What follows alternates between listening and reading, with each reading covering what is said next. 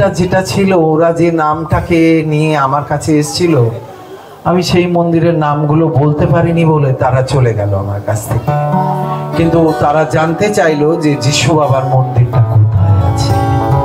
আর তখন আমি সেই মন্দিরের কথা যখন বলতে শুরু করলাম, আর সেইখানে যে তারকেশ্বরের প্রভু যিশুর মন্দিরে গিয়েছিলাম, তার আগে আমি সেখানে বলছিলাম হবকুক তার 2 অধ্যায় 10 পদে সেখানে লেখা আছে, ঈশ্বর আপন পবিত্র মন্দিরে আছেন। ঈশ্বর কোথায় আছেন? ঈশ্বর কোথায় আছেন? হবকুকে লেখা আছে 2:20 পদ। কেউ যদি পান, যাদের কাছে বাইবেল আছে, সেখানে লেখা আছে দেখবেন হবকুক 2:20-তে যে ঈশ্বর আপন পবিত্র মন্দিরে আছেন আর সমস্ত পৃথিবী তার কাছে নীরব থাকবে। ঈশ্বরের কাছে যেন আমরা নীরব থাকতে পারি। কেন? প্রার্থনা, নীরবতার মধ্যে দিয়ে প্রার্থনা। তাই ঈশ্বরের সেই বাক্য দিদির কাছে পেয়েছেন না দিদি? লেখা আছে না যে ঈশ্বর আপন পবিত্র মন্দিরে আছে। তো আমরা খুঁজতে চাইছি যে সেই পবিত্র মন্দিরটা কোথায় আছে। সেই মন্দিরটা কোথায় আছে? আর বাইবেল কি বলছে? যে আমি একদিন কত মন্দির ঘুরেছি, আর সেই মন্দির খুঁজতে খুঁজতে আমি এলাম আসল মন্দিরটা কোথায় আছে। বাইবেল কি বলছে? 1 করিন্থীয় 3 অধ্যায় 16 পদ আর 6 অধ্যায় 19 পদে কি লেখা আছে বলুন তো? আমি গানটা করব ততক্ষণ। হ্যাঁ, সত্যি বলছেন? 1 করিন্থীয় 3 অধ্যায় 16 পদে লেখা আছে, তোমরা কি জানো না যে তোমরা ঈশ্বরের মন্দির? তখন সেই মানুষগুলো তারা চমকে উঠেছিল, আমরা কি করে মন্দির হব? আর সেখানে যদি আপনারা একটু দেখেন তাহলে দেখবেন যে ঈশ্বর কিন্তু আমাদের বলছে যে আমাদের দেহে ঈশ্বর বাস করেন। আমাদের এই দেহটাই হচ্ছে ঈশ্বরের মন্দির। আর সেখানে কি করতে হবে? আমি গাইব তোমারই গান, তোমার ওই মন্দিরে চিরদিন আমি গাবো গান। আমি গাইব তোমারই গান, তোমার ওই মন্দিরে চিরদিন আমি গাবো গান। হালেলুয়া, হালেলুয়া, হালেলুয়া, হালেলুয়া, ডিমে জল, ডিমে জল। Hallelujah, hallelujah, hallelujah, hallelujah. আমি গাইব তোমারই গান, তোমার ওই মন্দিরে চিরদিন আমি গাবো গান। Hallelujah, hallelujah, hallelujah, hallelujah. আমি নাচবো তোমার ওই মন্দিরে চিরদিন আমি গাবো গান। হালেলুয়া, হালেলুয়া, হালেলুয়া,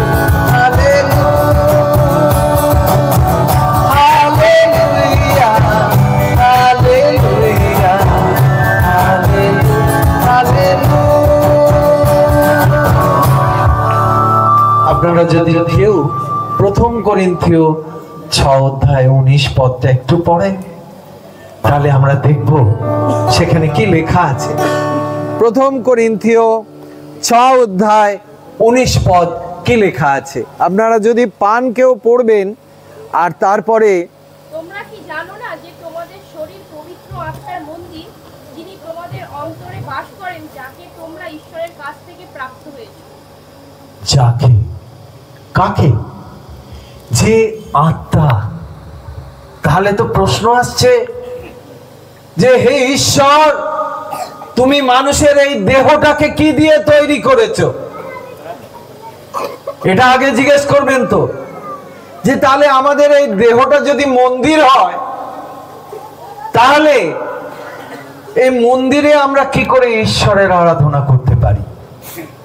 তাই ঈশ্বর কি দিয়ে এই মানুষের দেহটাকে কি দিয়ে তৈরি করেছেন? প্রথম থিসলনিকীয় 5 অধ্যায় 23 পদ খুলুন, কি লেখা আছে দেখুন, একবার দেখুন কি লেখা আছে।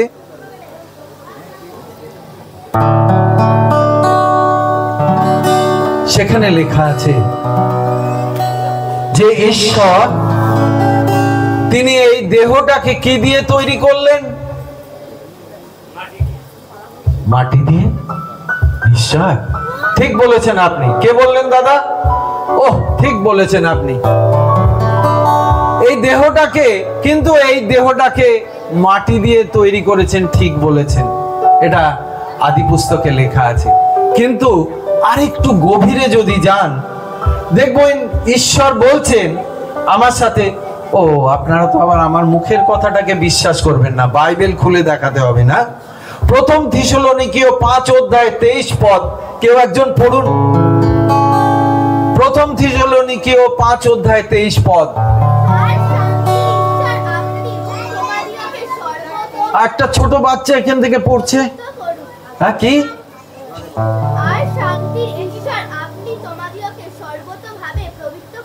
বাহ, বলছে আর শান্তির ঈশ্বর।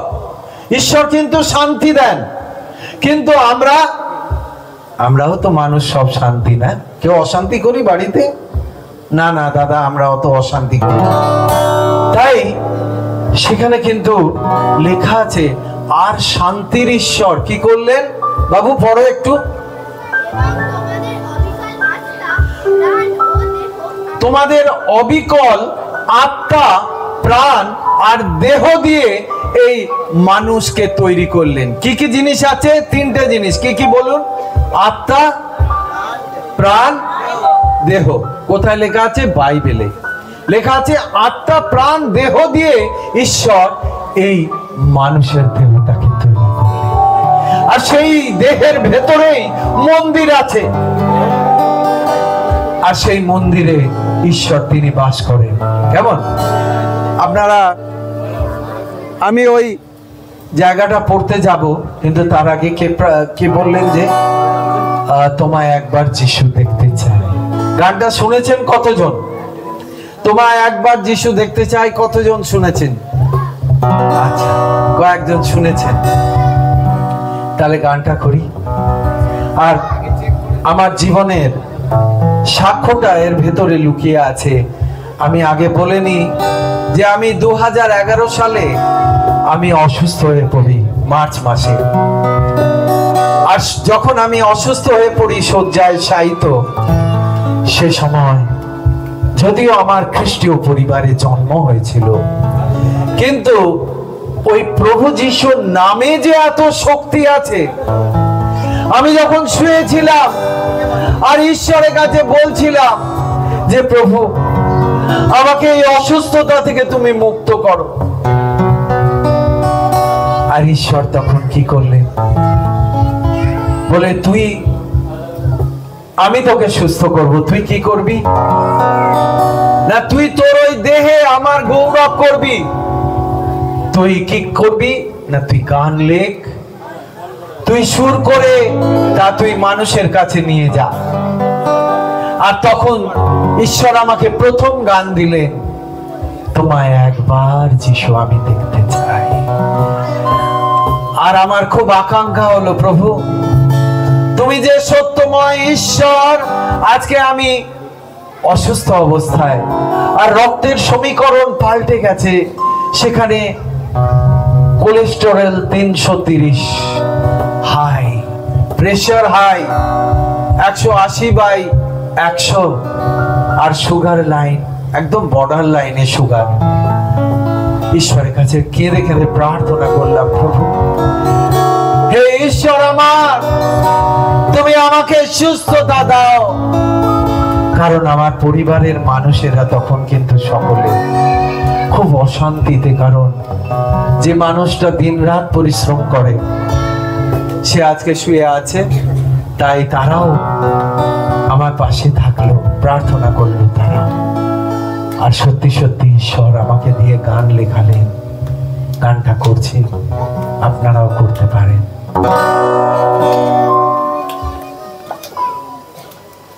C minor. Hallelujah hallelujah, C minor. Hallelujah hallelujah, hallelujah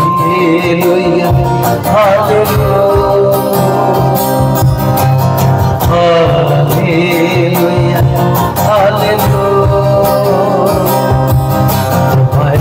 একবার যিশু আমি তোমার একবার শুনতে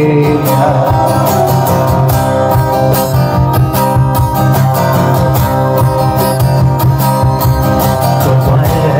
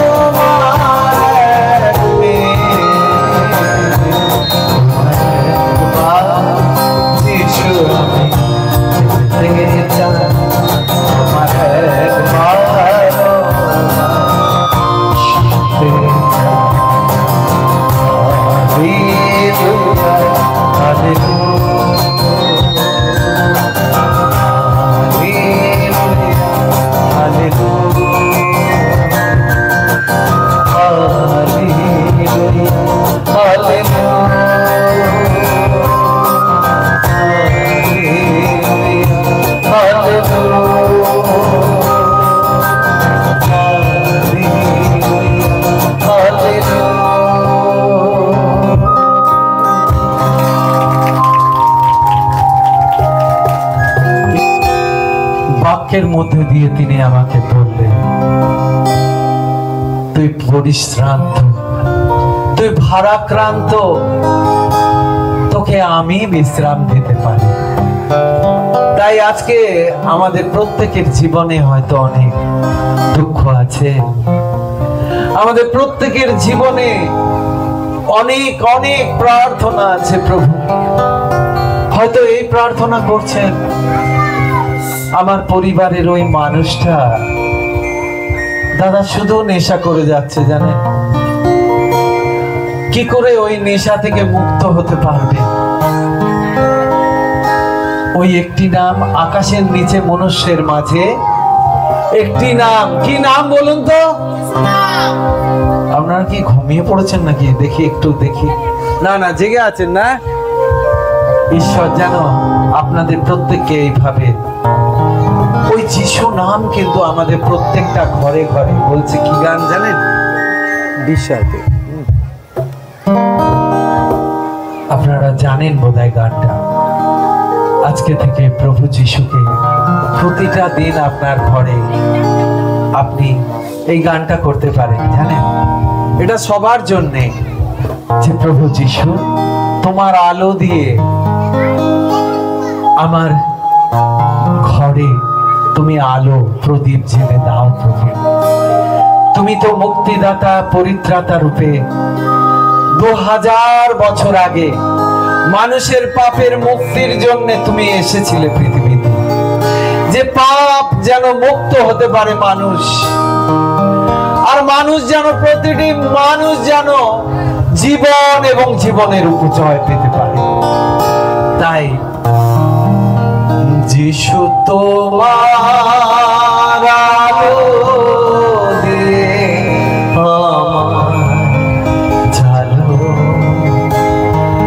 আমার হৃদয় পূর্ণ করো। যত সন্তান এখানে আছে তাদের প্রত্যেকের জীবনে প্রভু অনেক অন্ধকারের বিষয়গুলো আছে। সেই অন্ধকার থেকে তুমি তাদেরকে বার করে নিয়ে এসো প্রভু, কারণ তুমি হলে সেই সত্যময় বিশ্বাস ঈশ্বর। আর আজ হয়তো তারা তোমার নাম জানার মধ্যে দিয়ে তারা জীবনে হয়তো অনেকের জীবনে অনেক উপকার হয়েছে প্রভু, তারা তোমাকে আজকে চাইছে প্রভু, তুমি আমাদের হৃদয় ঈশ্বর। যিশু তোমার আলো দিয়ে আমার হৃদয় পূর্ণ করো। আমার সাথে করুন না, যারা জানেন করুন আপনারা। যিশু তোমার আলো দিয়ে আমার হৃদয় পূর্ণ করো। যিশু তোমার আলো দিয়ে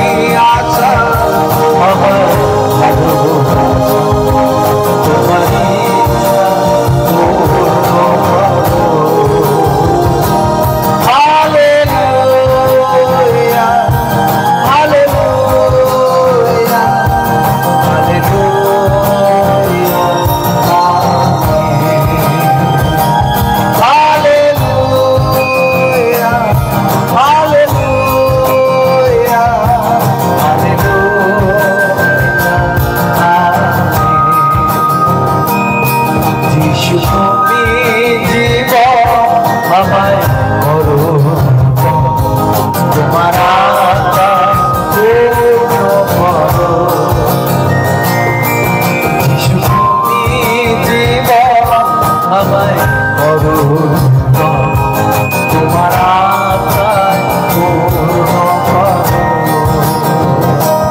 হালেলুয়া, হালেলুয়া, হালেলুয়া,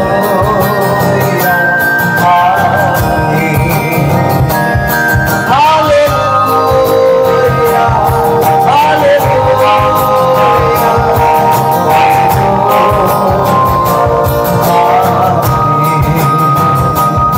যিশু তুমি জীবন আমায় করো, তোমার আশা পূর্ণ করো। যিশু তুমি জীবন আমায় করো, তোমার আশা পূর্ণ করো। Hallelujah, hallelujah, hallelujah, hallelujah,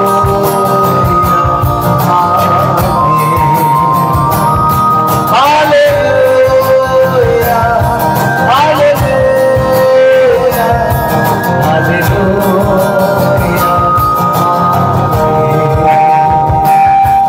hallelujah,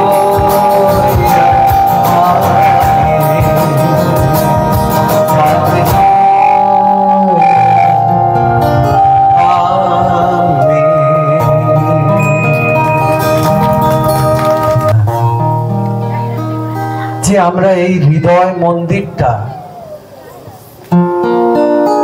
কি করে পরিষ্কৃত থাকবে, আমরা কি করে পরিষ্কার করব? আর ঈশ্বর কোন মন্দিরে থাকেন না? বাইবেল কি বলছে? বাইবেল বলছে ঈশ্বর কোথায় থাকেন না? এটা আপনারা যদি প্রেরিত 17 অধ্যায় 14 পদ কেউ যদি পান, 17 অধ্যায় 24 পদ, প্রেরিত 17 অধ্যায় 24 পদ কি লেখা আছে আমরা দেখব। আর কিভাবে এই মন্দিরটা কলুষিত হয়, নোংরা হয়ে যায় আমাদের এই হৃদয় মন্দির, এই দেহরূপ মন্দিরটা কি করে কলুষিত হচ্ছে। আর সেইটা বাক্যের মধ্যে দিয়ে আমরা দেখতে পাচ্ছি যে ঈশ্বর কিন্তু কোন মন্দিরে থাকেন আর কোন মন্দিরে থাকেন না। তাই আমরা দেখি, প্রথমে দেখলাম ঈশ্বরের বাক্য বলছে তোমরা কি জানো না যে তোমরা ঈশ্বরের মন্দির? আমরাই হলাম ঈশ্বরের মন্দির। যখন আমরা এই বাক্য আমরা কি করি না, আমরা অধ্যয়ন করি, যখন আমরা এই বাক্যের মধ্যে থাকি, আর তখন কি হয় না, তখনই আমাদের এই হৃদয় মন্দির পরিষ্কৃত হয়।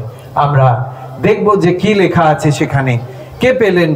প্রেরিত 17 অধ্যায় 24 পদ। সমস্ত বস্তু নির্মাণ করিয়াছেন, তিনি স্বর্গের ও পৃথিবীর প্রভু, সুতরাং হস্ত নির্মিত মন্দিরে বাস করেন না। তাহলে ঈশ্বর কোথায় বাস করেন না? হস্ত নির্মিত মন্দিরে থাকেন না। কোথায় থাকেন? আমাদের এই হৃদয় মন্দিরে ঈশ্বর থাকেন। কোথায় খুঁজতে হবে না? ওই হৃদয় মন্দিরে খুঁজতে হবে। আর তার জন্যে প্রতিদিন দিনে কতবার প্রার্থনা করতে হবে? ঈশ্বরের গান করতে হবে কবার? দিনে কখন কখন? ভোরবেলা, দুপুরবেলা, সন্ধ্যাবেলায়। বাহ, আপনারা তো গানের মধ্যে দিয়েই শিখে ফেললেন। হ্যাঁ, খুব ভালো। তাহলে ঈশ্বর আমাদের ওই মন্দিরটাকে হাতে গড়া মন্দির, বাইবেল বলছে সেখানে ঈশ্বর থাকেন না। আর কি করে এই মন্দির নোংরা হয় জানেন? খুব সুন্দর করে বাইবেল বলছে, পড়ি না, একবার পড়ে দেখি কিভাবে নোংরা করছি আমরা। একটু পড়ুন, ইফিসীয় 5 অধ্যায় 18 পদ। ইফিসীয় 5 অধ্যায় 18 পদ কেউ একজন পড়ুন, একজন পড়বেন।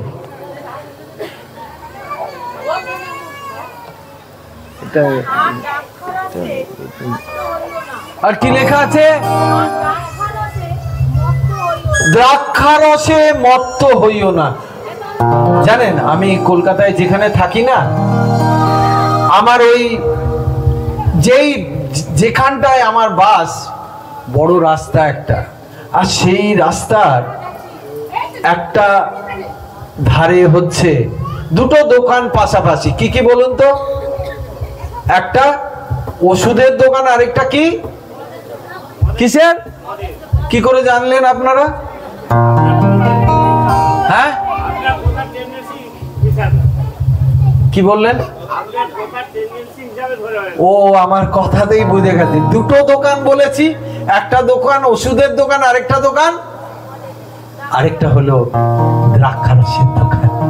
আর সেখানে জানেন কি বলছে, কি লেখা আছে পড়ে দেখুন একটু। দ্রাক্ষারসে মত্ত হও লেখা আছে, হইও না। আজকে ওই দোকান দুটোর মধ্যে একটা দোকানে খুব ভিড়, লাইন পড়েছে। কোন দোকানটা? দ্রাক্ষারসের দোকান।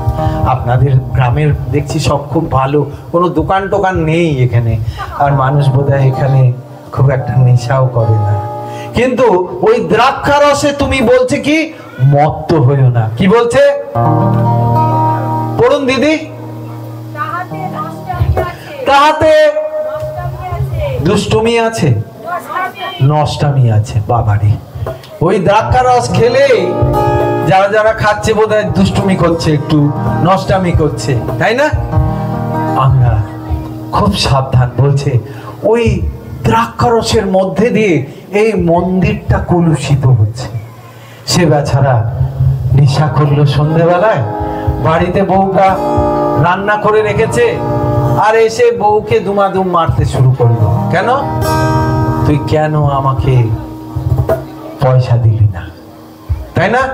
আপনাদের এখানে হয় না, আপনাদের দেখছি খুব ভালো আছেন, আমি আস্তে আস্তে দেখছিলাম। কিন্তু অনেক গ্রামে যাচ্ছি, দেখছি সেখানে এরকম হচ্ছে, জানেন তো? আপনারা ওই গ্রামগুলোর জন্য প্রার্থনা করবেন একটু, ঠিক আছে? যেন আমরা সকলে ওই নষ্টামি দুষ্টুমি। তারপরে কি লেখা আছে? কিন্তু আত্মাতে পরিপূর্ণ হও। প্রথমেই আমি বললাম দিনে কতবার? কবার? কখন কখন? ভোরবেলা, তারপরে দুপুরবেলা, সন্ধ্যেবেলা। বাবা, আপনারা তো দারুণ শিখে ফেলেছেন। হ্যাঁ, ঠিক আছে। আমরা আরেকটা গান করব, যে ঈশ্বরের বাক্য জীবন্ত, আর সেই বাক্য যদি আপনি পাঠ করেন তাহলে কার্য সাধন হবে। ঈশ্বর আপনার পরিবারে আশীর্বাদ করবে। তাই ঈশ্বরের বাক্য জীবন্ত, কার্য সাধক। আর দ্বিধার খড়গ, দ্বিধার খড়গ মানে এমন, আপনারা খড়গ দেখেছেন, ছুরি দেখেছেন, যেটা দুদিকে ধার আছে, দ্বিধার আছে। ঈশ্বরের বাক্য হচ্ছে দ্বিধার, দুদিকে ধার। যে বলছে তাকে কাটবে, যে শুনছে তাকেও কাটবে। সেই জন্যে আমার সাথে সাথে গানটা করবেন। ইব্রিয় 4 অধ্যায় 12 পদ, সেখানে লেখা আছে মন্দিরটাকে পরিষ্কার করার জন্যে ঈশ্বরের বাক্যের প্রয়োজন আছে। আর তাই ঈশ্বরের বাক্য সেখানে কি বলছে জানেন? গানটা করব, আর আমি ঈশ্বরের কাছে প্রার্থনা করছিলাম, হে ঈশ্বর, তুমি আমাকে শক্তি দাও যেন আমি খুব সুন্দর করে এই গানটার সুর করতে পারি। আমার সাথে সাথে করবেন। ইব্রিয় তার 4:12 পদ আমি গান করে শেখাচ্ছি। ঈশ্বরের বাক্য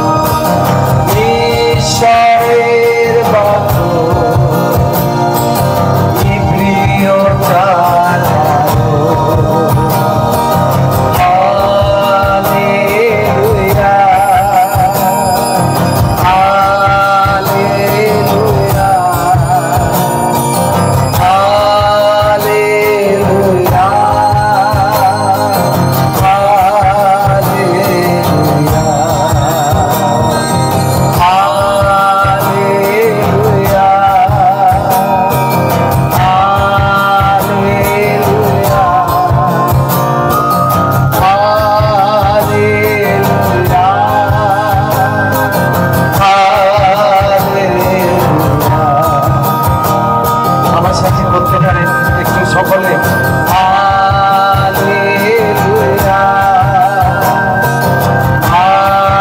হালেলুয়া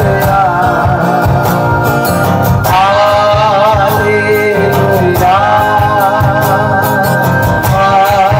হালেলুয়া ঈশ্বরের বাহন জীবন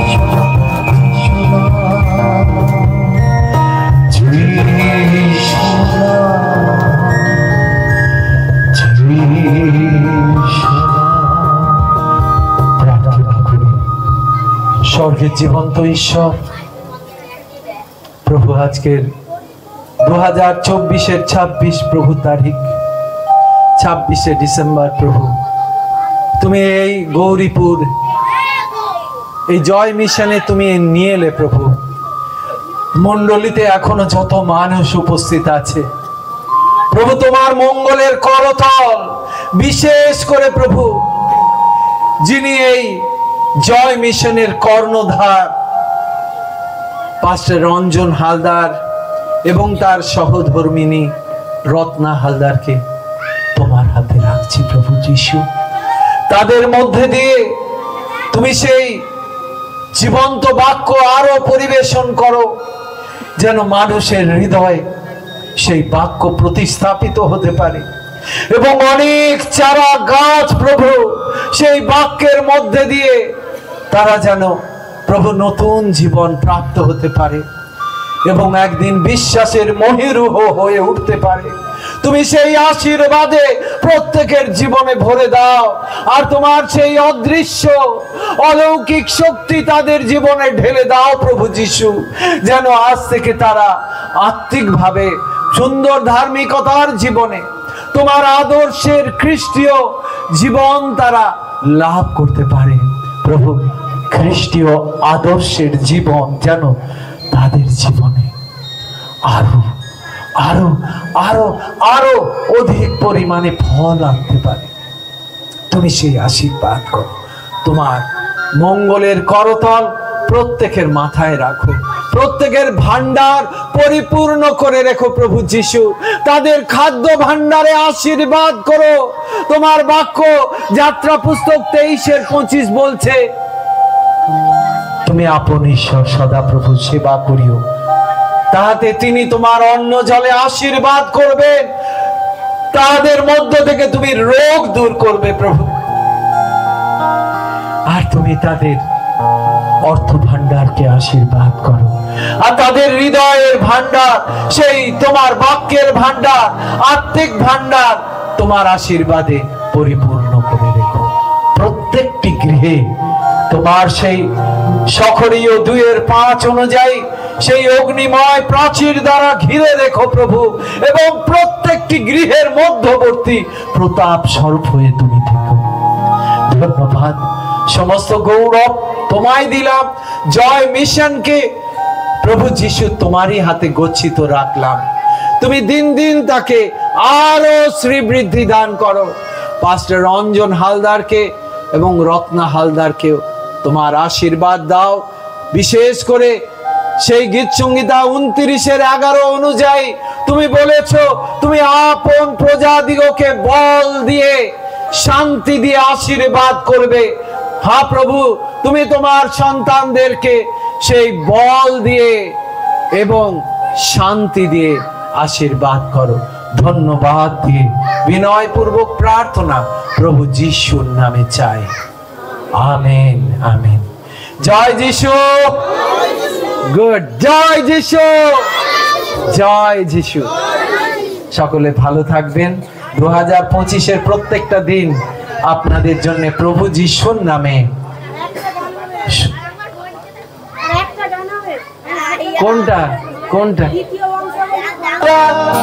দ্বিতীয় বিবরণ 4:7 লেখা আছে, তাকে ডাকি তিনি নিকটবর্তী, তিনি নিকটবর্তী। যখনই আমরা তাকে ডাকি তিনি নিকটবর্তী, তিনি নিকটবর্তী।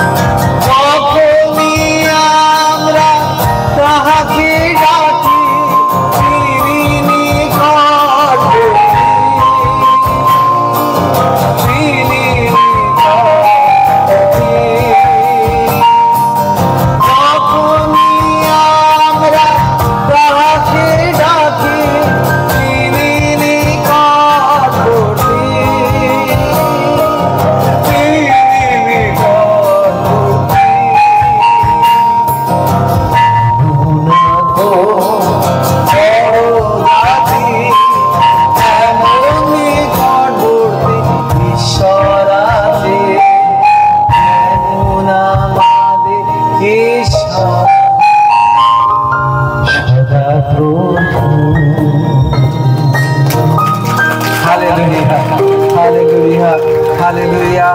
ঈশ্বর আপনাদের প্রত্যেককে আশীর্বাদ করুন। জয় যিশু। মহান ঈশ্বর, তুমি তো সত্যময় ঈশ্বর, তুমি তো বিক্রমশালী ঈশ্বর, আর তুমি এখন আমার হৃদয়কে নতুন করে গড়ো। তোমার ওই মন্দিরে তুমি এসে থাকবে প্রভু, সেই মন্দির ঘরে আমার হৃদয়ে তুমি গড়ো নতুন করে। আমায় গড়ো প্রভু যিশু নতুন করে, শুধু তোমার করে। আমায় গড়ো প্রভু যিশু নতুন করে, শুধু তোমার করে। আমায় বিশ্বাস দাও নতুন করে, শুধু তোমার করে।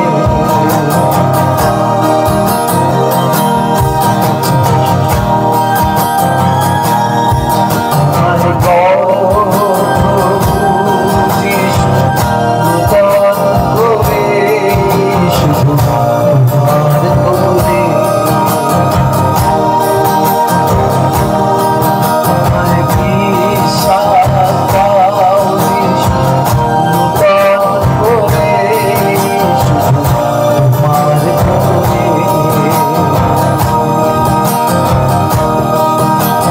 Hallelujah,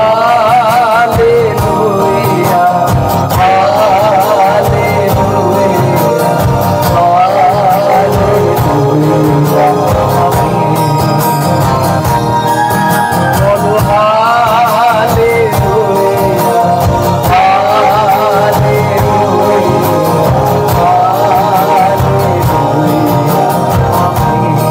hallelujah. আমায় গড়ো প্রভু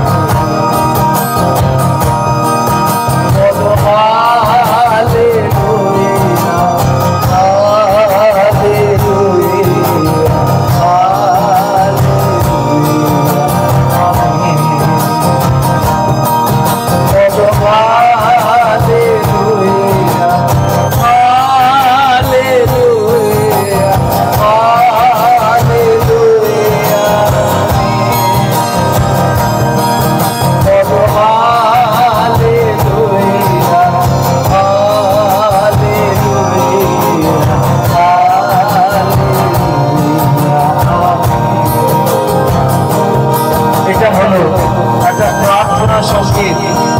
আপনি প্রতিদিন করতে পারেন যে প্রভু যিশু আমাকে তুমি নতুন করে গড়ো প্রভু, আমাকে ওই ছোট্ট বিশ্বাস তুমি দাও আমার মাঝে, আর আমার এই রিক্ত হৃদয় তোমার বিশ্বাসে তুমি পূর্ণ করো যিশু। তুমি আশীর্বাদ করো উপস্থিত প্রত্যেক ভক্ত সন্তানকে প্রভু। তোমার আশীর্বাদ দাও যিশু, তোমার আশীর্বাদ দাও, তোমার আশীর্বাদ দাও, তাদের বিশ্বাস দাও যেন তারা